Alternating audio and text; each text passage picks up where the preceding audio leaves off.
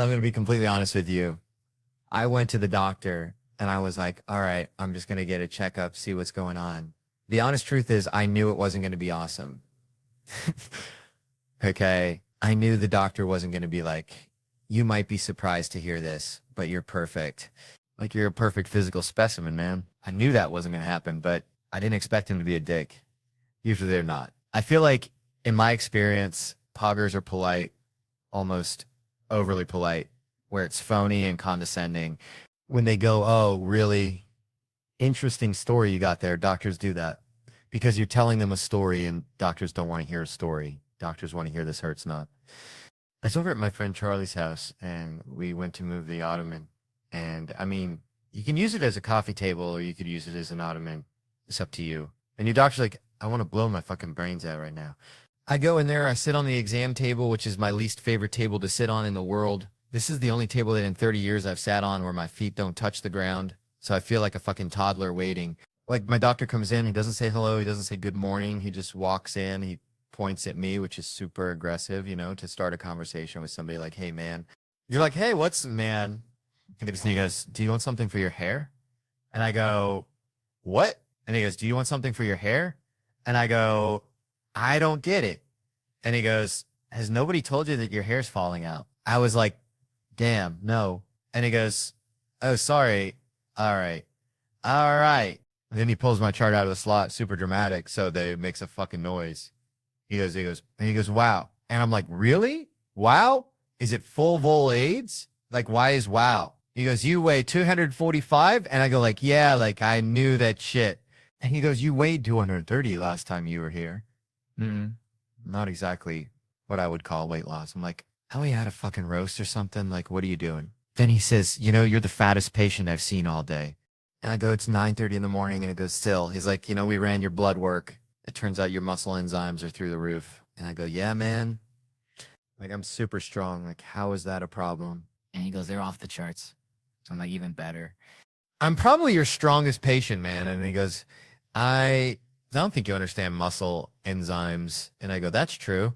I don't know what they are. And he goes, well, the only way you could have them this high would be like if you were an Olympic athlete, which clearly, you know, I'm like, dude, what is the deal, man? And he goes, the other way would be if you were a cocaine addict. And I go, I don't do coke. And he goes, I'm your doctor. You don't have to lie to me. I go, I'm not lying. And he goes, I can't treat you if you're not going to be honest. And I go, hey, man, aren't cokeheads skinny? Isn't that like part of the deal? And he goes, usually, yeah. The nurse comes in, she takes my chart out of his hands and she goes, oh my God, his muscle enzymes are so high. Maybe he runs marathons. And my doctor goes, look at him. So at this point I go, this was a lot of fun. Thank you for having me today. I'm going to leave now. And he goes, all right. And he goes, all right. And he goes, hold on a second. Do you have a ring on your finger? And I go, yeah. And he goes, you're married? And I go, yeah. And he goes, to a guy? And I go, no. And he goes, oh, I thought you were gay. And I go, why? And he goes, oh. I'm like, all right, dude. And he goes, hey, I'm just kidding. And I go, that's fine. It's fine. Why? Just get out. And he takes my chart and he shows it to me and he had written gay question mark on my medical chart. The thing that gets sent to other doctors has his inside. Maybe he sucks cock joke written on it. I went home. I told my wife. She's like, oh my God, what are you going to do? And I was like, what do you mean? She goes, I mean, are you ever going to go back there? I'm like, are you out of your mind? That's the funniest fucking doctor in the world. Of course I'm going back there. I have like Don Rickles as my primary care physician. It's amazing. I'm exteriors to go back to this guy. You know, you're a piece of like, yeah. No. I have an idea of what I want to talk about basically in my phone. And what I'll do is I go on and I talk about the stuff. I try my best to avoid long conversations. This is my kind of stuff. I will avoid going to certain locations. I know a long talker is in that venue. Is Pete there? I can't. I'm sorry. I'm not going to go like, you know, you're talking to a long talker. So when they say, let me talk to you real. No one says, let me talk to you real slow. For some reason, long talkers, they always need to rest something, whether it's their hands and their knees. As soon as I say long story short, you're in trouble. Me and Eddie, have you talked? I'm like, Eddie, you're a large reason why I'm doing stand-up comedy. It's never a white guy. But be that as it may, what if I said Dice was the reason I started because of Dice? What?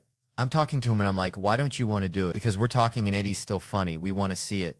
We want to see you, man. I want to see. And what he said was, it's like cold water because what I left from is very hard to beat. The expectations are so high, and that's what makes the water cold. When you see a great comedian with a bunch of great stuff, you're going, wow, I can't believe this guy crosses that far in his belly. Because, that's the only way he got there. I've had my lumps in the beginning. I've had lumps, Jerry. Age 22, 24. I got a deal for $25,000. I just made it. I'm rich. This is a real conversation I had with my brother. All right. First things first, I'm going to get you and mom a house. I'm going to go ahead, get dad, square dad away. So there's 3 houses. Yeah. Let's knock that out, cars. We want what? Dad, you've been talking about a truck. Done. Go head out to La. Probably find me something. But just know we all said instantly, money's all gone. I'm on the phone with my business manager at the time. All right, Kevin. Well, we owe the IRS. We haven't had the tax talk. We got to cut some bills, Dad. We're going to have to sell that house. Can't do that, son. My dad had 9 people living in the house. But as comedians, not a lot of us get a lot of chances. And I was in that grinding mode for 13 years. Oh, really? Oh, I was. I mean, Jerry, I've been doing comedy since I was 18. I'm 35. My last 4 to 5 years have been in upswing. You ever see that musical Little Shop Horse? Yeah. I think that's what TV is. One of us is going to get eaten here. Who's it going to be? Who's it going to be? Either you're going to eat me or I'm going to eat you. Yes. And I was at that point with the show, and I thought, I can't believe I beat that box. But if I stay, it's going to go bad. It's going to go bad, and it will eat me. By the way, this is probably in the top 2 best conversations I've ever had in my life. The first one would be my dad explaining to me why he had to do drugs. Really, hearing a comedy, I had to listen. Everybody did it. Yeah. You think I was by myself, your aunt, your uncle? That the best conversation I've ever had. Escape rooms normally happen in like a mall. This was in a dude's house. He had converted every room in his house into an escape room, much like John Wayne Gacy. We pull into the neighborhood. My dad's like, no fucking way. George is like, Pop, I heard it's really scary. He goes, I'm shitting my pants right now, ladies. We see a house painted all black, no landscaping. Leanne's like, I think that's it. My dad's like, keep fucking going. Get out. Go up to the door. Knock on the door. Dude's already in character. Oh, dude, it's La. This guy's good. Silk robe, towel around his head, stroking a kitty cat. And he just goes, have you seen my mother? My dad grabs my hand. He goes, what the fuck did he just say? He's looking for his mother. And he goes, tell him his mother can suck my dick. My dad's like, is this real? Is this real? I go, it's part of the escape room. Dad, just play along. He goes, would you guys like to see a tour of my house and my mom's in it? Yes, we would love to see a tour of your house. What's your mother's name? How old is she? Where did she go to college? Take these down, Ayla. These are notes. So we go on a tour of the house. The women are into it. And my dad is picking this guy apart left and right. He's like, he smells like shit, buddy. I think he fucking lives here. I think he lives. What kind of fucking lunatic lives where every room isn't? He was just eating lunch, Bagay. He's eating mac and cheese with coffee. Who the fuck drinks coffee? Black coffee with mac and cheese. He's got ibs. I guarantee you he's got ibs. I'm like, I don't think these are helpful clues, Dad. The guy comes in. He goes, would you guys like to see mother's room? Dad goes, absolutely fucking not. My mom's like, yes, we want to see your mother's room. He's like, well, the mother doesn't allow car keys, cell phones, or wallets in a room, so you'll need to empty your pockets and put them on the kitchen table. I'm like, sheep. We're like, okay. We empty our pockets, walk into the room, and the second I step into the room, I feel the door shut and lock behind me, and I have a panic attack. The first thing I think is he didn't ask our names. We didn't give him a credit card. We didn't fill out a waiver. We didn't even really check the address. We just saw one sketchy house in a neighborhood, knocked on the door. He presented a problem. We're like, the Scooby-Doo gang will figure it out. And now we're locked in his fucking house. Dad's next to me going, tell me where I steer wrong in this story. Did you just walk your family into a serial killer's house? George goes, Papa, isn't this scary? He goes, you have no fucking idea. You two are getting sold to the goddamn Adanians tonight. You'll be working in a Chechen or house the rest of your lives. I was like, Papa, how do you think we get out of here? Because, I think I'm out. I have to suck that guy's dick, Sam. I go to pick up my guns. I got 2 guns. I got a shotgun, too. But I broke it first day. Yeah, I thought I got the one that goes, she. But he sold me the one that went, hey. So I go to pick up my guns, and my arms dealer tells me, he's like, hey, man. He goes, I can't give you your guns. I said, why not? And he goes, none of your paperwork checks out. I go, what do you mean? He goes, all the bills are in your wife's name. Your car's in your company's name. I can't give you your guns. I started laughing hysterically because all I thought to myself was, our system works. Like, how great is it that our system works? I look at him laughing hysterically. I was like, dude, I feel safer knowing I can't get a gun than if you gave me 2 guns. I go, I'm so happy that our system works. And he looks at me dead serious and he goes, oh, you're getting your fucking guns. I was like, wow, I don't feel so good about this anymore, Kevin. He's like, no, we have a workaround. This is what he did. Called my wife on the phone, said, ma'am, I want you to print out a blank lease, then fill it out saying you rent a room in your house to your husband, fax it in to me. I get it. I'll give him his guns. My wife was cackling on the other end of the phone. Sorry, we're at full occupancy, Kevin. She sends it in. I get my guns. I love my guns. I do love my guns. I'm the kind of idiot. Yeah, I don't know if you're like me where you see a gun in a movie and I call up my arms dealer immediately. I was like, yo, Matrix Agent Smith, what gun is that? He's like, Desert Eagle 50 caliber. I go, sign me up. He's like, I can't do a 50 caliber in California. I'll get you a 40 caliber. I'll do a workaround in the office. I'll get you what you need. He's like, you can get a long gun too. What long gun do you want? I go, I need a shotgun. He's like, I just sold you a shotgun. I go, yeah, you sold me the circumcised one. I want the uncircumcised one where you can pull the hood back and just, he's like, you don't want another shotgun. You want an AR-15. I was like, whoa, slow down, brother. I go, I might not be the right guy for an AR-15. I lost my Glock for 9 days. All my wife heard was AR-15 and comes marching in the kitchen. Is that motherfucker trying to upsell you on an AR-15? Like, bitch met her talking. She's like, did you tell him you took your Glock in the shower with you? I'm like, woman. I go, Kevin, I'm not going to be a part of the problem in this country. I'm going to be a part of the solution. I'm not getting another one of these killing machines and putting out another population and losing it for 9 days and some kid finding it. All I want is my Desert Eagle. 50 caliber and a shotgun. My wife's next to me. She goes, that's the man I married. Kevin's on the other end of the phone. He goes, am I on speaker right now? I said, no. Then he goes, all right, cool. I'll have the AR-15 waiting for you. I said, bro, I really don't want the gun. He goes, give me 10 seconds and listen to me, Bert. In the event of an apocalypse, I'm like, I'm still listening. He's like, this is the best gun to defend you and your family. I couldn't even help myself. I was like, can you give me the one with the bump stock on it? My wife heard me say that and canceled my fucking lease. You know, listen to books on tape or anything like that. No, I can't do that. You can't listen to books on tape. I've never tried. I just can't. What would annoy me? Listening to the person trying to make it sound interesting, you know, with the inflection, with the inflections and the voice and stuff. That would annoy you? Yeah. Because I'm defensive. Like, this guy thinks I'm a fucking moron, but it's just like, and then in 1862, read it like a bailiff. Read it like a bailiff, dude. I remember, you know, I have that reference, and the bailiff read the thing. He said the arresting officer asked the defendant where he was coming from, and he stated fucking Boston. And it was just like, that's what I said. That's not the way I said it. I was fucking wasted. He said, I was trying to remember. He said, where'd you come from? I was like, fuck it, Boston. The guy goes, fucking Boston. You want to get out of the car? And I was like, yeah, I wasn't a jerk. Funny. I was standing there. There's all like these people who mug people. And they were like laughing, like, oh, this guy's sticking it to the man, you know? So we pulled the defendant over. After repeatedly asking the defendant to stay in the car, he got out of the car, threw his keys at my feet, and repeatedly stated, lock me up, I'm fucked up. And this was funny. Do you remember the guy who was fucking, he would do his shot, and when anybody would puke, he would stand over in the corner and not face him. He was facing the corner. So we started calling him Blair Witch. Everybody got there. So I'm crying, laughing, and then gagging as I'm telling the story. She was like, where do they find these people? And that just set me over the top. I was like, I don't know. I'm just crying, laughing. But God bless him. The reason why that thing's screaming is because it's biting its back. Okay, that's enough. That's a fix. That sounds like me trying to touch my toes every morning. I'm going to let you introduce the next topic. I don't know where to go with that, guys. Maybe you got eaten by a bear. Like, if you get a hold of a regular necks just comply. They just give. Can you please call your neck specials regular neck? I guarantee no one's going to try and accidentally take that title. Dude, I remember there was a fucking guy on the site. I swear to God, he wore the same fucking jeans every day with like no underwear, right? And it had a fucking giant fucking hole right here on his thigh. So I'm in fucking working in the house and I just remember he stepped over something with his left leg and the whole fucking hole moved, right? Just like flashed his fucking junk. I was just like, and I didn't know how to stand up to people. And plus, you know, I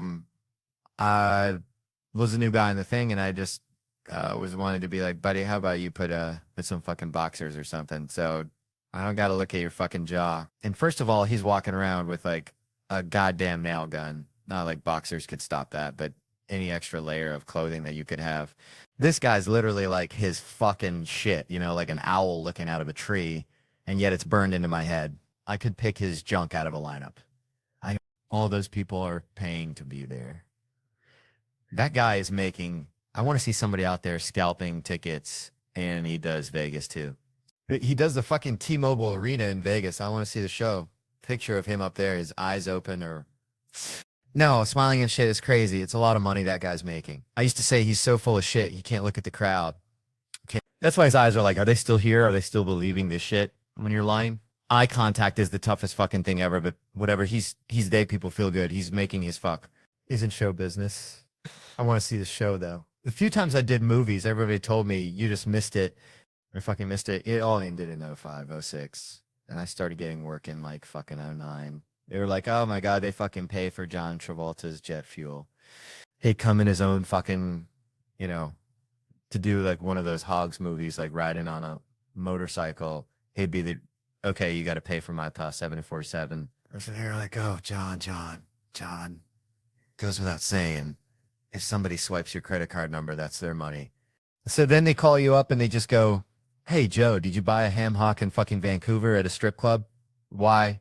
No, I didn't. I was in Burbank. Good. Good luck with that. Has anybody ever bought a ham hock in a strip club? Dude, you've given me every piece of the fucking elk except that I've got some hammock for you. What do you fantasize about doing to him? Just running away. I don't want to hurt him. The guy's hurt by life. He's so damaged by life. I want to do anything to him. I just want to get the fuck away. I always picture those people and I have a giant roll of duct tape and I just put it on there. It's like a cartoon level speed. No, it's cartoon level. I just put it on their mouth and I go, and the last one, it comes up and over their head and then it hangs down. The whole rest of the tape is hanging down over their head awkwardly. And then I just go back to eating or whatever and they just sit there and slowly have to take it off. The only way I could get through that basketball guy is if I already told my wife that he did it.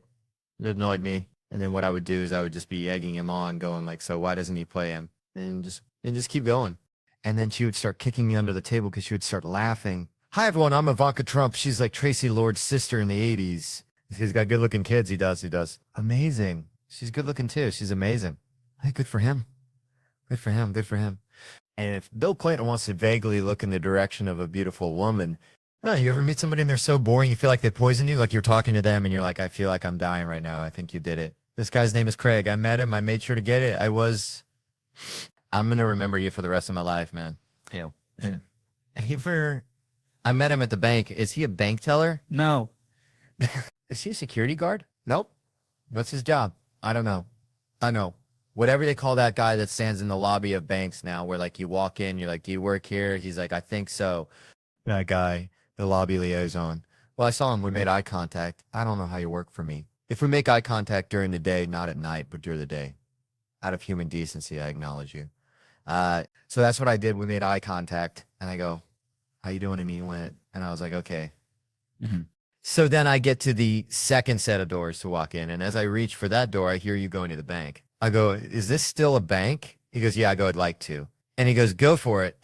And I was like, okay, thanks. And then I reach back and he goes, I'm going to Virginia next week. Are you telling me that? He goes, you said, how you doing when you got here? I had to think about it. That's what I'm doing. I go, that's the craziest shit I've ever heard Habate say. And also not how that question works, but all right. And now I reach back and he goes, yeah, my sister lives there. And I'm like, how long has she lived there? Now I'm roped in. He goes, 15 years. And I go, you've never been. And he goes, now I'm starting to look at him like, hey man, do you drive to work or does somebody drop you off? You know what I mean? I think you could see it in my face because out of nowhere he goes, I drive. I was like, that's cool, man. It's cool. I drive too. That's crazy. I got to get in here. He goes, yeah, we're going to check out DC and we're going to see some monuments. I go, I would love to hear about it, but I have to make a deposit. He goes, well, I'll be here when you walk out. I go, you motherfucker. Fuck that guy and fuck everybody like him. If you have the audacity to tell people how you're doing when they say how you doing, that shit is rude and selfish. All right, I'm serious. There are two acceptable answers to how you're doing, fine and great. And if you're miserable, you say fine. You don't burden people with your real world problems during a courteous exchange. Yeah, I'm seeing that's what gets him off. Just buy a can of Wasp, bear spray. Think about it. If wasp or bear spray was so great, then why isn't any law enforcement agency using them? Pepper spray is your best choice. Wasp spray has a disclaimer on it that it's a crime to use it in any manner other than what it's for. This is just the kind of stuff overpaid lawyers love to argue about in court. Most of us lawyers charge by the quarter hour. But regardless what a can of pesticide claims is, the law isn't necessarily accurate. Turn the Ring camera off and take care of business. Sex offenders need to be dealt with on the spot. You can call the ambulance afterwards if you want. Hold them and place them under citizen's arrest and the police will show up. Just wear gloves and a face mask, and actually it's not a joke. Be careful. So I'm sure what he wants is contact. Maybe you just got a shake weight for Christmas. I've seen the vid.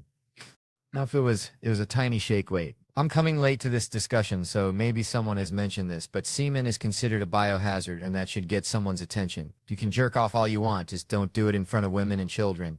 If you want to do it in your house, nobody cares. Nobody wants you to get arrested for that. Don't be ridiculous. Yeah, we thought it would be punk rock if we sat down. Yeah, this ain't your father's late night. My email got hacked a few weeks ago. What was kind of cool is it was the thing where they hack into your email. Has this happened? They hack in and then they send like a weird spam link to everyone in your address book.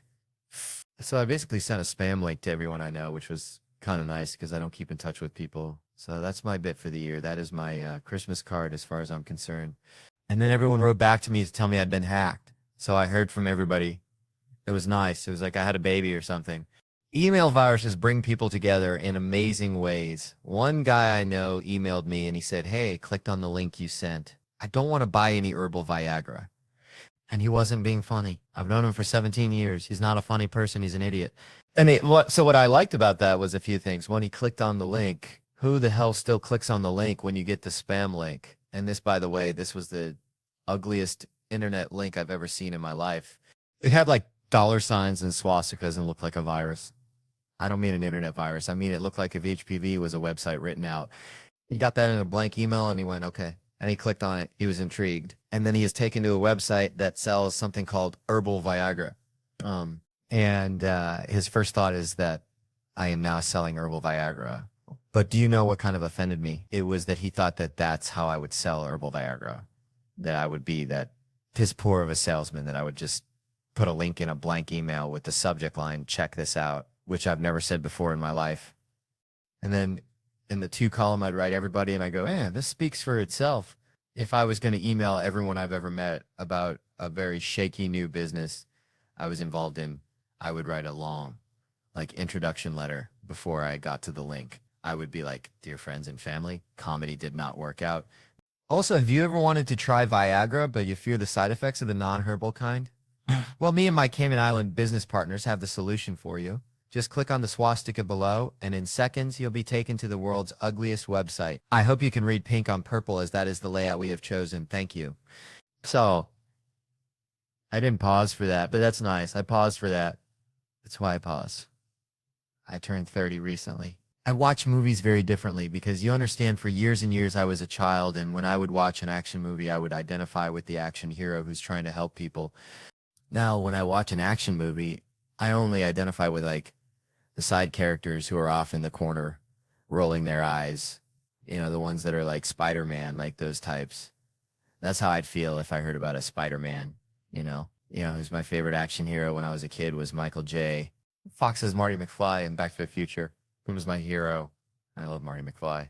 He's great, right? I wanted to be like him in every way. I watched that movie again recently. Marty McFly is a 17-year-old high school student whose best friend is a disgraced nuclear physicist, and I shit you not, they never explain how they became friends, and we were all fine with it. We never even asked, that. We were just like, who's his best friend? A disgraced nuclear physicist. Okay, yeah, proceed. Yep, no, it's good. Proceed with the movie. I know Back to the Future is a great movie and a hit movie. It's a very weird movie. I just watched it again. It has a lot of weird things in it. Two guys had to go in and sell that movie. Two guys had to go into a movie studio and be like, okay, so we have an idea for the next huge family action movie. And it's about a guy named Marty, and he's a high school student, and he's very lazy. He's always sleeping late. They're like, okay. Is he cool like Ferris Bueller? No, but he has a best friend. Yeah, who's a disgraced nuclear physicist. I'm sorry, I'm Omag. This is another student, or oh no. This other guy is either like 40 or 80 even. We don't know how old he's supposed to be. Anyway, so one day the boy and the scientist, they build a time machine. Whoa. Okay. I think I see where this is going now. Let me guess. They build a time machine and they go back in time and they stop the Kennedy assassination. Oh no. Yeah, that's a really good idea. Yeah, we didn't even think of that. Okay, well, what do they do with the time machine? Well, now I'm embarrassed to say. All right. Here goes nothing. We thought, that it would be fun for people if the boy, you know, he went back in time and he tried to fuck his mom. We thought that would be fun. And then, oh yeah, no, but don't worry. He doesn't get to fuck the mom because this family friend named Biff shows up and he tries to rape the mom, in front of the son. And then the dad, he has to date the RA rapist off of her. And we're also going to say that a white man wrote Johnny Bay good. So we're going to take that away from them. Well, this sounds like a fantastic movie. We are definitely going to make this. Now, you say that they go to the past. Do you want to call it Back to the Past? No. Back to the Future, right? But they go to the past, yeah. Oh, hi. My email got hacked a few weeks ago, but it was kind of cool. So it was the thing where they hack into your email. Has this happened? They hack in and then they send like a weird spam link to everyone in your address book. So I basically sent a spam link to everyone I know, which was kind of nice because I don't keep in touch with people. So that's my bet for the year.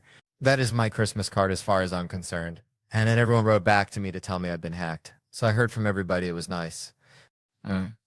It was like I had a baby or something. Email viruses bring people together in amazing ways. One guy I know emailed me and he said, hey, I clicked on the link you sent.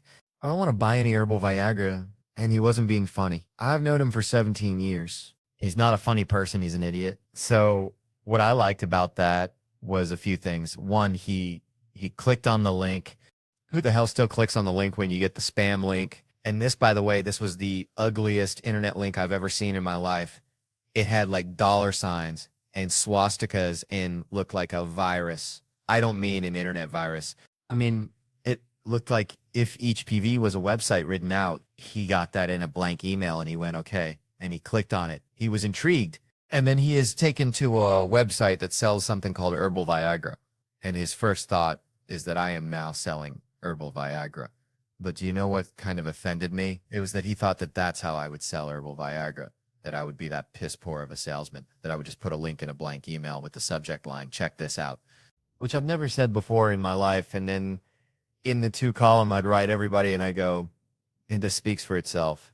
If I was going to email everyone I've ever read about a very shaky new business I was involved in, I would write a long like introduction letter before I got to the link. I would be like, dear friends and family, comedy did not work out.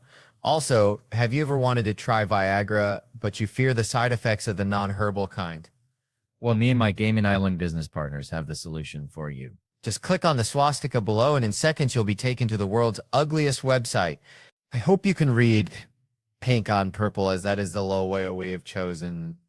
Hi, that was you, thank you. I didn't pause for that, but that's nice. I paused for that. That's why I paused. I turned 30 recently. I watch movies very differently because you understand, for years and years I was a child, and when I would watch an action movie, I would identify with the action hero who's trying to help people. Now, when I watch an action movie, I only identify with like the side characters who are off in the corner rolling their eyes. The ones that are like Spider-Man, like those types. That's how I'd feel if I heard about a Spider-Man, You know who's my favorite action hero when I was a kid? It was Michael J. Fox's Marty McFly in Back to the Future. He was my hero. I loved Marty McFly. Great, right? Oh, I wanted to be like him in every way. I watched that movie again recently. Marty McFly is a 17-year-old high school student whose best friend is a discredited nuclear physicist. And they never explained how they became friends. And we were all fine with it. We never even asked, we were just like, who's his best friend? A disgraced nuclear physicist. Okay, yeah, proceed. Yep. No, just good. Proceed with the movie. I know Back to the Future is a great movie and the hit movie. It's a very weird movie. I just watched it again. It has a lot of weird things in it. 2 guys had to go in and sell that movie. 2 guys had to go into a movie studio and be like, okay, so we have an idea for the next huge family action movie. And it's about a guy named Marty, and he's a high school, and he's very lazy. He's always sleeping late. They were like, okay. Is he cool like Ferris Bueller? No, but he has a best friend, who's a disgraced nuclear physicist. I'm sorry, I'm confused. This is another student or I don't know, no. This other guy is either like 40 or 80 even. We don't know how old he's supposed to be. Anyway, so one day the boy and the scientist, they built a time machine. Whoa. Okay. Okay, I think I see where this is going now. Let me guess. They build a time machine and they go back in time and they stop the Kennedy assassination. I don't know now. Yeah, that's a really good idea. Yeah, we didn't even think of that.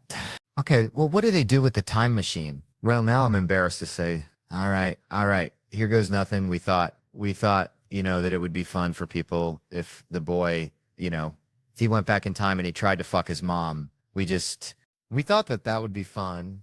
And then, oh yeah, no, but don't worry. He doesn't get to fuck the mom because this family friend named Biff shows up and he tries to rape the mom, in front of the son. And then the dad, he has to beat the rapist off of her. Uh, and we're also going to say that a white man wrote Johnny B. Good. So we're going to take that away from them. Well, this sounds like a fantastic movie. We are definitely going to make this. Now, you say that they go to the past. Do you want to call it Back to the Past? No. Back to the Future, right? But they go to the past. Yeah. Good night, Montreal. Thanks for your time, everybody. You've been wonderful. Thank you. People say, do you ever smoke marijuana? I go, I don't need another reason to be hungry. Like, you ever seen a guy hit on a woman through a group of other people? Like, not even bother walking up to her. Just, like, yells at her, like, hey, you with the tits, you guys move. What's up? I'm Greg. Like that guy.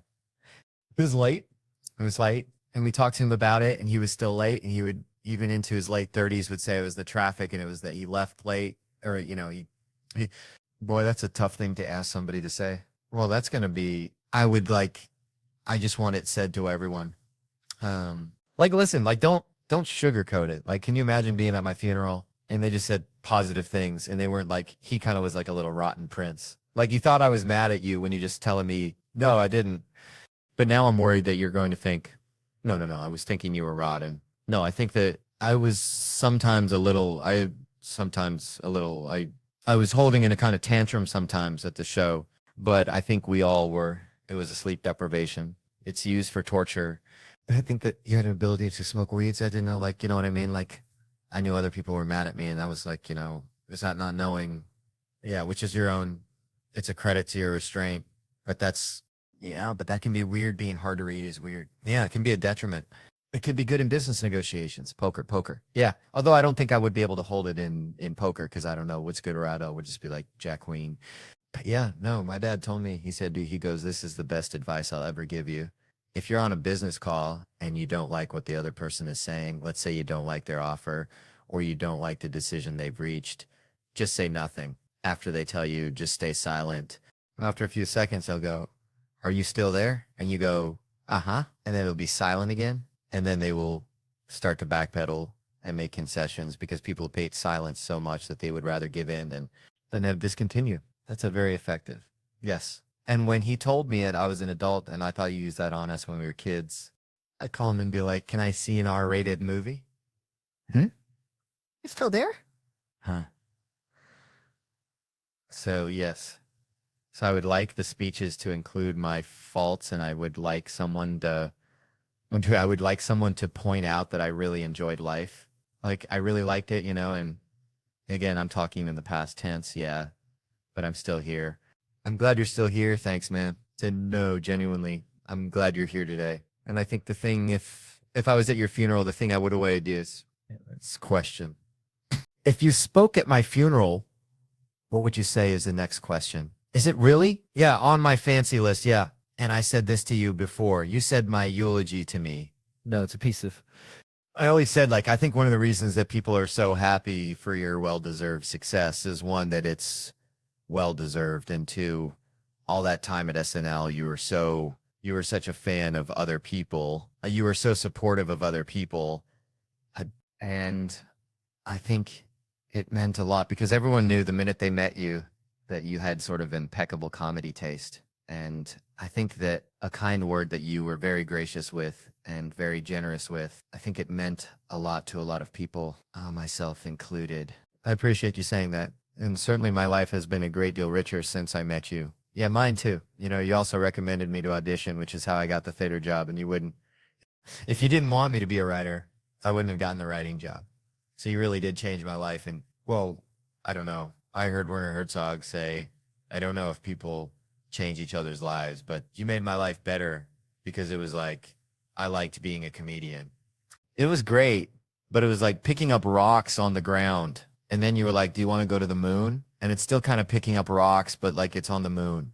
No. It totally changed the direction of my life. No, like every conversation we have, I am happy we had it. And I love it. You don't want the last question? Oh, yeah. What's the last question? You ever seen Abbott? No. Has your mom or anything?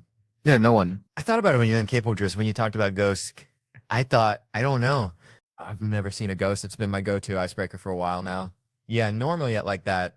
By the way, a high school kid at a party with that outfit asks that question. That's what he thinks a girl wants to hear. Stares at her for a while. Can I help you? You ever seen a ghost? Would she go out with him? It's a question at the end of the movie.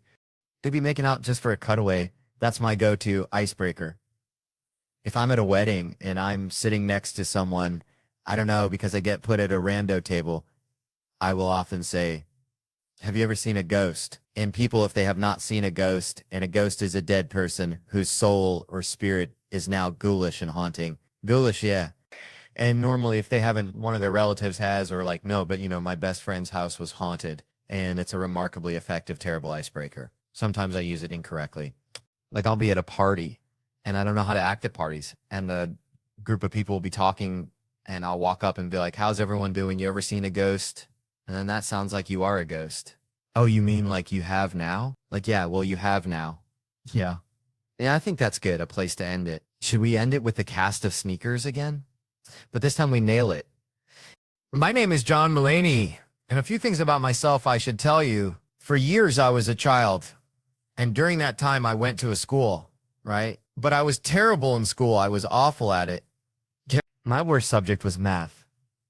And in the grade school that I went to, they did this thing one year where they divided all the kids up into 2 different math groups, right? Based on your abilities. And the first group that you could be in was called the Blue Angels, and it was named after the famous aviators. And the other group was called Group 2. Mm-hmm. Oh, we were a small bunch of kids in Group 2. Best part of it is we picked the name ourselves.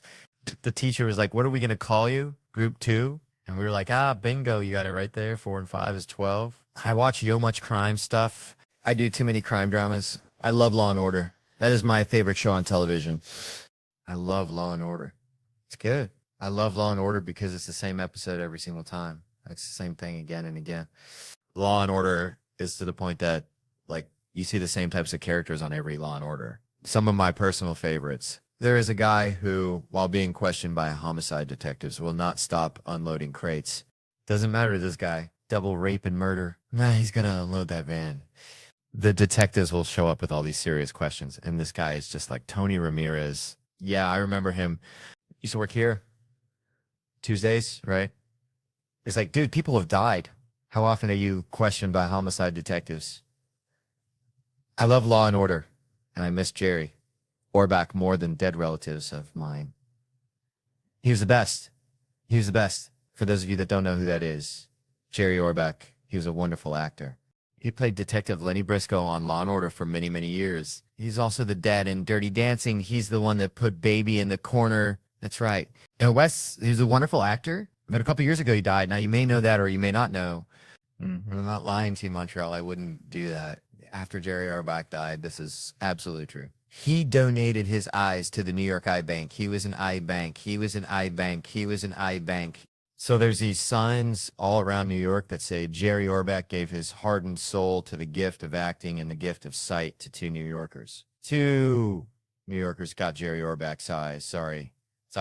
Like, as a transplant, not just to have, like, they got him put in 2 different New Yorkers. Though that is fascinating to me because they're 2 different New Yorkers. They probably don't know each other, right? They're probably strangers. Well, that would make a great movie. That would make a great romantic comedy. Oh, I can see the preview now. They're just like, he's an average guy who only likes sports. Dude, you sold your grandmother's wedding ring. What? It was for season tickets. She's a busy businesswoman who only likes business. Marry him. Could you turn off that Bluetooth? We're at baptism. He's March Madness. She's Merrill Lynch. Got it. But they have one thing in common. They both have Jerry Orbach's eyeballs shoved into their face. New Line Cinema presents Love at First Sight. This summer, love is spelled with 2 I's and the scene. I thought a lot about it. Thank you. And the scene where the guy and the girl finally find each other, because the first act of the movie, they get the eye transplant. That's a given. The rest of the movie, they're walking around New York, but they keep like crisscrossing paths. Like in that movie Serendipity, which is not bad. So they're walking wild. They're like, oh, when are they finally going to meet? And here's the scene where they meet. Okay? Because if you remember on Law and Order, whenever Jerry Orbach saw a dead body, he'd make a funny little joke. He'd make a one-liner every single time. So the guy and the girl are coming down the street from opposite ends of the street. All right? And there's an alley in the middle of the street. And there's a teacher lying dead in the alley. And at the same moment, they both go, school's out. And then they lock eyes. Good evening, Montreal. Thank you very much. So what I'm trying to say is I lock my leftovers in the safe. So if anybody plans on robbing room 830 of the Hyatt, that's going to be a real shitty score. Clap your hands, sir. Stop being racist. Clap your hands, Jesus. Hi, I'm John Mulaney, and this is how I got started. So when I was growing up, there were 1,000 million comedians on TV all the time. The first comedian I ever saw was a guy named Dennis Wolfberg, who was a Chicago-based comedian, always on cable. I liked like The Amazing Jonathan. I liked Bobcat Goldthwait, Comic Relief. Those specials, I'd watch all those.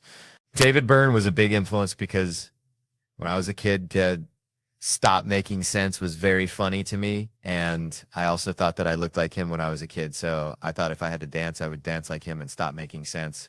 Because I was like, okay, that's a funny way to act. And when I started doing stand-up, I talked a little like David Byrne. There's a bonus feature on Stop Making Sense where David Byrne interviews himself and he's like, what are your favorite hobbies? And it's like getting haircuts. And like I not talked like that when I started doing things.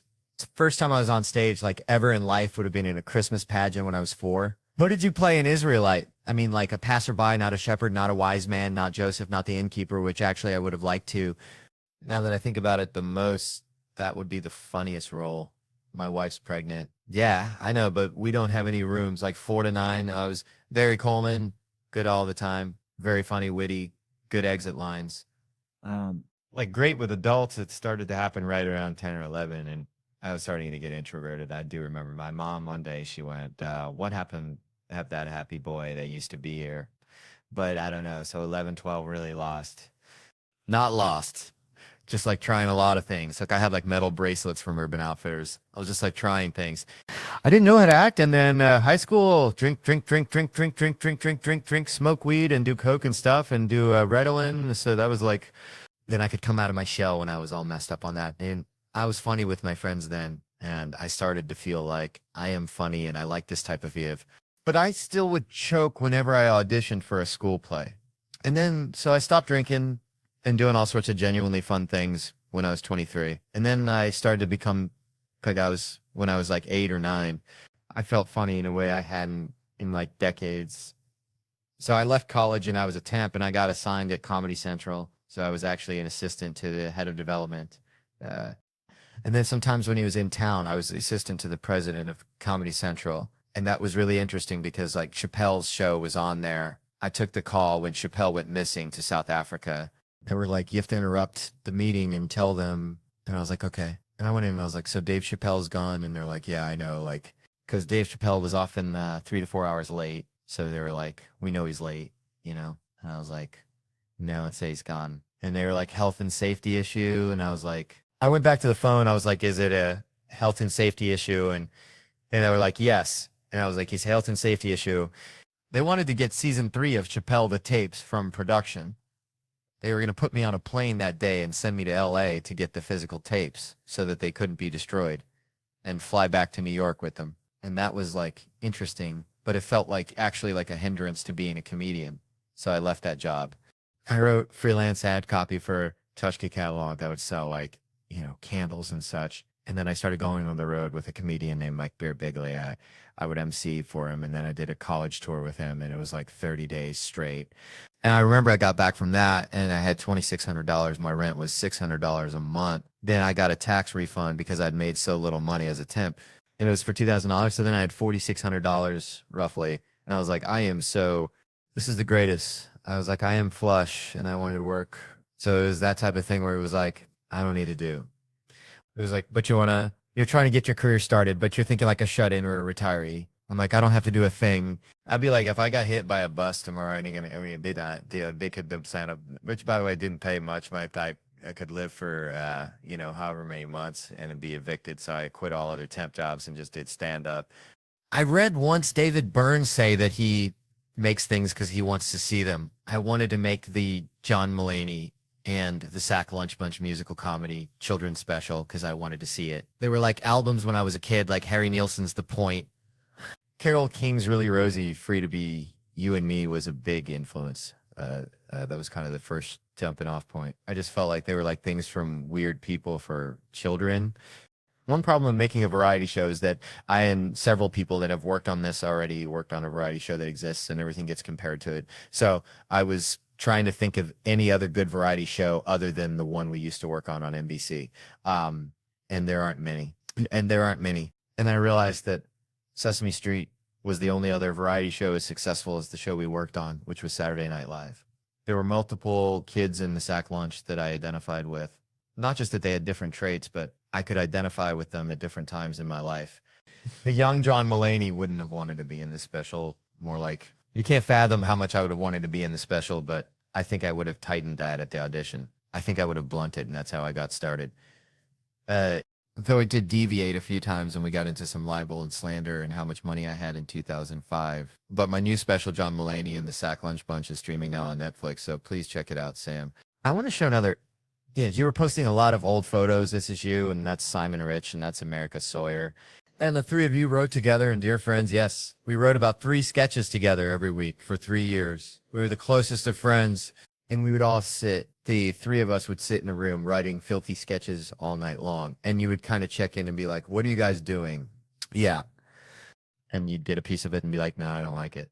And so we were doing a Thanksgiving scene, and we thought, let's take a picture and we'll make a Thanksgiving card for Seth and we'll give it to him. So that was the photo we took, and we made a card, and it had this on the front. It said, Happy Thanksgiving, Seth. And then when you open it, it said, we each other. Then we signed it, and it was nice. It was nice.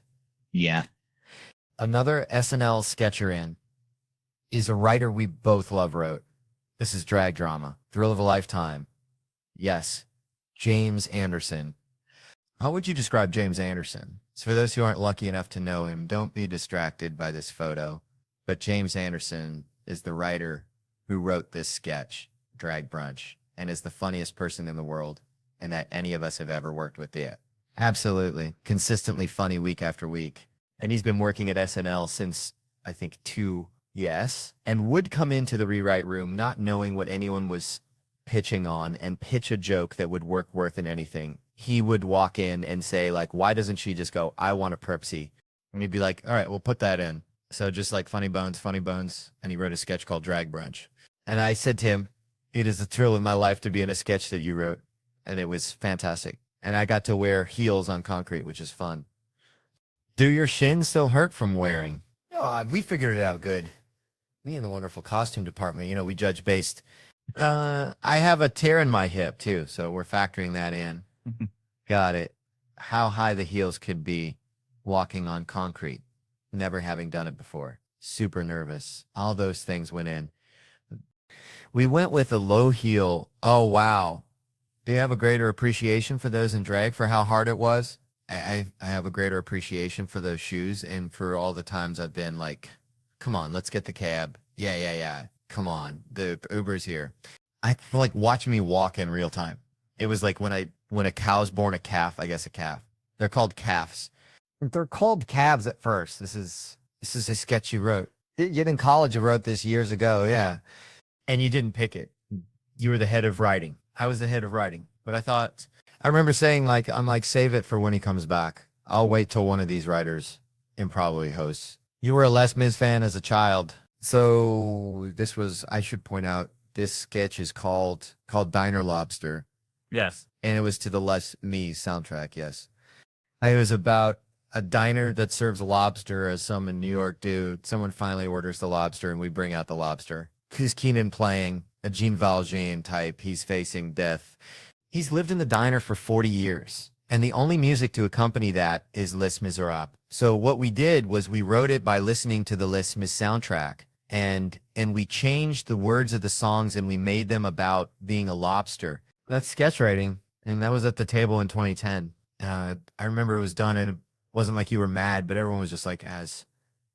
And then we moved on and now it's on TV. Who'd you write it for? Do you remember who you originally wrote it for? I think Galifianakis was the host. Oh, Allah, yeah. Well, I think you elevated it. There's a person on TV you get mistaken for. Yes. And you got mistaken in the park the other day. No, this has been happening a lot. I'm not saying I look like the Flash, but I've been told enough. Somebody just went, like they kind of see it. Oh, it's like they're like, now they think I'm the Flash, but it's happened enough that I need to say something. I'm not the Flash. I was at the dog park. I had my dog, don't worry.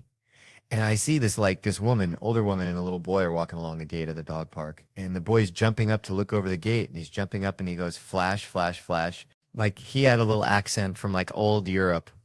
When old spelled with an E, you know, like Flash, Flash.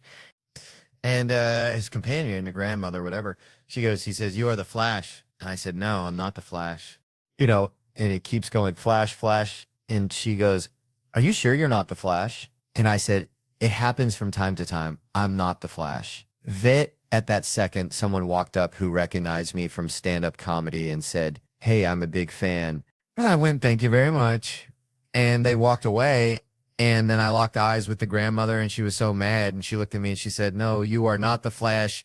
Just for those who don't know, let's go over to camera one. There's the Flash. We'll hear. Yeah, I feel like they can't say, but it's not perfect. Like when I came, it's not bad though. When I came home, I came back to the apartment. I was like, I'm sick of being the Flash. It gave no context to my wife. No context. I go, this kid thinks I was the Flash, and the grandma's mad at me. And then this guy said he was a big fan of mine, and that was embarrassing. And my wife Anna was like, so let me get this straight. Your two problems are that a fan said he likes your work, and that people think you look like a 25-year-old handsome actor, who, by the way, you don't look like. You were kind enough to send me a cut of this last month. This is such a wonderful special. Oh, thank you. And it's you. It is some other adult guest stars, like people like Richard Kind and Natasha and Jake Gyllenhaal. Yeah, but mostly it's kids. Oh, yeah. It's me and 15 kids, ages 8 to 13. And why did you have this idea to work with children? I thought it'd be funny and I needed something to do. And America Sawyer, who you know very well, fantastic writer, amazing comedy writer, who I worked with at Saturday Night Live a lot. We always wanted to write for kids. We wanted them to add kids to cast of SNL at one point and have like a little update that they would cut to. So they go from Seth and Amy to 2 kids, remember? And Lauren was like, we're not doing that. So we had this idea. And then I just started thinking about writing kids talking like me. And I thought, that's great. So there's some of that. And then there's big musical numbers, you know, keep people entertained. And then we also interviewed them a lot on camera. That is, I mean, the songs are fantastic, and I'm not the least bit surprised by that. But one of the parts that really resonates is the kids talk directly to camera. You hear your voice. You hear Rhys Thomas, the wonderful director, America's voice. And a lot of what they talk about is the things they're afraid of. Yes. We asked them what their biggest fears were, and then were they surprised by their answers? Yeah. Because I thought like it's 2019. I was born in 19. So, you know, like when I was 7, I was afraid of like tarantulas, you know, and I wonder what kids in 2019 are afraid of. And like you can speculate from the news and everything, and a lot of kids are still afraid of tarantulas. And I don't know why, like they're really not a thing you come into contact with. Yeah, certainly not in New York City, I want to point out. This is everybody at the premiere. Oh, yes, which is fantastic. They all dressed up, and when I first met you, sorry, they demanded that it be black tie. We were on set one day in July, and they went, is there going to be a premiere? And I was like, yeah. And they're like, with a red carpet. And I was like, yeah. And they're like, and everyone dresses fancy. And I was like, all right, yeah, I like this because I feel like when I first met you, you sometimes look like a kid who is dressed up like an adult. Yes, and it's fun to see you with that. What that actually looks like. Yes. This was me on an average show night. Yeah. What was it like auditioning them? Oh, well, we started off like 50 or 66 kids. And we would have that, they'd come in to do a song. And sometimes a kid, you could tell like, oh, she might be good at this type of energy. So sometimes we'd assign them a song. So this very talented young girl, Lexi, we told her to do You Already Know by Alanis Morissette. And we told her parents, could you ever prepare you ought to know. And she came in and she said, I have You Ought to Know to Sing by Alanis Morissette is set. And we're like, great.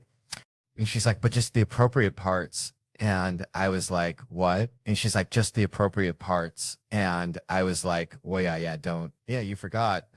I forgot the whole point of the song. Then we talked to them, like, just kind of loosely interview style. I gave them. I had a couple questions. And then there was one round of kids where I'd say, fill in the blank. America has a lot of blank. And so I'd say America has a lot of, and some kids said like hamburgers, and some kids would choke and be like, and some kids would say people. And this kid, Alex Bello, who's very talented, who's in the special, I said, America has a lot of, and he said, work to do, you've talked. I think it was your last special about how you're not gonna, you don't want to have kids. Yeah. You have any? I have a couple. Yeah. Sometimes I do. Most of the time I'm happy. Sometimes I wish I'd talk to you, but yeah, you two have more free time. You talk to them about it though. Try it. I mean, they must have been curious. So one time on set, we were holding for a while and they said to me, so you don't want kids? And I said, no, I don't. And then we had a conversation about it as if they weren't kids. They were like, why not? And I was like, well, my wife and I really enjoy our time together and I like having my free time to do stuff. And, you know, I think they are great, but I wouldn't want anything to come between that. And they were like, that makes sense. And they were talking it out. This one girl went, you might like kids. And I was like, maybe. And she went, yeah. And then we were all doing a shot the next day. My wife Anna came by set and walked in and I went, that's my wife, everybody. And everyone went, hi, Mrs. Melanie. And then this little girl is not a little girl. Wonderful girl, Camille. Camille turned to me and said, does your wife know you don't want kids? Or rather discuss the same things, but go on too long about them. That's right. We'll be right back. Wait, I should have the last word with I'm dressed like this. Yeah, sure. Which camera? Just right over there. Which one? Wally. Oh, so you said the penultimate. Okay. The fourth season of Big Mouth is coming to Netflix later this year. We'll be right back with NBC's Kristen Welker. And remember, always trust your gut. There's an idea that I hear a lot where people like to theorize that comedy comes from a place of pain and sadness. And people like to talk about comedians as if we do what we do because of some inner darkness. And this is especially thrown around when discussing Robin Williams. And with all due respect, fuck off with that shit. Like, have a little respect for a brilliant artist who is just more talented than you. That's what was happening. And making people laugh is incredibly fun. The art form of comedy is a joy to perform. And being a comedian is not a psychiatric condition. Are many of us also very fucked up, myself included? Yes. But whatever. You know, there are depressed people who don't even have the decency to be great comedians. Why don't you pick on them for a change? I overlook some of the things that I do because I never thought twice about them. Me and my kids go to the amusement park. We do the whole park. The whole fucking park, man. 30, 40 minutes. How? Well, I call ahead. There's a concierge they assigned to me. I get to the park. Concierge walks me and my family up to the front of every single ride. Done it for years. Keep in mind, I explained to my kids, listen, this is earned. It's not given. This doesn't just happen. Your father worked hard to be able to walk to the front of these fucking lines. There's rules that go with this. You don't just walk to the front of the line. Rule number one, as we are walking to the front of the line, you do not make eye contact with one of these fucking people in this line. You hear me? You keep your eyes straight ahead and you don't fucking look left or right until we get to the front of the line. These people are going to say things. They're going to say a lot of mean things about me, Hugh. You just ignore them. Fucking ignore them. Because guess what? When we're in our car, we're headed home. We're never going to see these people again. You know where these people are going to be? They're still going to be in that fucking line. To be honest with you, they're still going to be in a fucking line. And God damn it, London. Y'all could do better than that. Y'all better make some fucking noise one time. I need stand-up comedy. I need the live audiences. Without it, I'm not the same. Where's the good pencils at? Oh, I'm going to write magic with you. Put the money in the bag. That's not it. And I got it. And bitch, put the money in the bag. And that's ass. That is ass. You got to go back to your way. Hey, you got to go back to the grimy days. You got to go back. I did it. Whoa, that sounds good, babe. But can you do me a favor and take out the trash? I don't have no pants on. That's because they're in the washing machine. Are you ever going to switch them into the dryer? Yeah, 1 sec. And give me a glass of water, please, while you're up doing it now, Sam. I go to pick up my guns. I got 2 guns. I got a shotgun too, but I broke it first day. Yeah, I thought I got the one that goes she, but he sold me the one that went hey. So I go to pick up my guns and my arms dealer tells me, he's like, hey man, he goes, I can't give you your guns. I said, why not? And he goes, none of your paperwork checks out. I go, what do you mean? He goes, all the bills are in your wife's name. Your car's in your company's name. I can't give you your guns. I started laughing hysterically because all I thought to myself was, our system works. How great is it that our system works? I looked at him laughing hysterically. I was like, dude, I feel safer knowing I can't get a gun than if you gave me 2 guns. I go, I'm so happy that our system works. And he looks at me dead serious and he goes, oh, you're getting your fucking guns. I was like, wow, I don't feel so good about this anymore, Kevin. He's like, no, we have a workaround. This is what he did. Called my wife on the phone, said, ma'am, I want you to print out a blank lease, then fill it out saying you rent a room in your house to your husband, fax it in to me. I get it. I'll give him his guns. My wife was cackling on the other end of the phone. Sorry, we're at full occupancy, Kevin. She sends it in. I get my guns. I love my guns. I do love my guns. I'm the kind of idiot. Yeah, I don't know if you're like me where you see a gun in a movie and I call up my arms dealer immediately. I was like, yo, Matrix Agent Smith, what gun is that? He's like, Desert Eagle 50 caliber. I go, sign me up. He's like, I can't do a 50 caliber in California. I'll get you a 40 caliber. I'll do a workaround in the office. I'll get you what you need. He's like, you can get a long gun too. What long gun do you want? I go, I need a shotgun. He's like, I just sold you a shotgun. I go, yeah, you sold me the circumcised one. I want the uncircumcised one where you can pull the hood back and just, he's like, you don't want another shotgun. You want an AR-15. I was like, whoa, slow down, brother. I go, I might not be the right guy for an AR-15.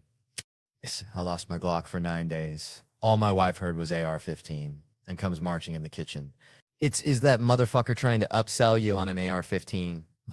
Like, bitch met her talking. She's like, did you tell him you took your Glock in the shower with you? I'm like, woman. I go, Kevin, I'm not going to be a part of the problem in this country.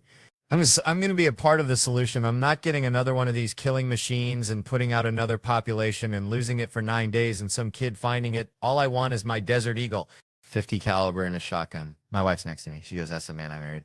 Kevin's on the other end of the phone. He goes, am I on speaker right now? I said, no. Then he goes, all right, cool. I'll have the AR-15 waiting for you. I said, bro, I really don't want the gun. He goes, give me 10 seconds and listen to me, Bert. In the event of an apocalypse, I'm like, I'm still listening. He's like, this is the best gun to defend you and your family. I couldn't even help myself. I was like, can you give me the one with the bump stock on it? My wife heard me say that and canceled my fucking lease.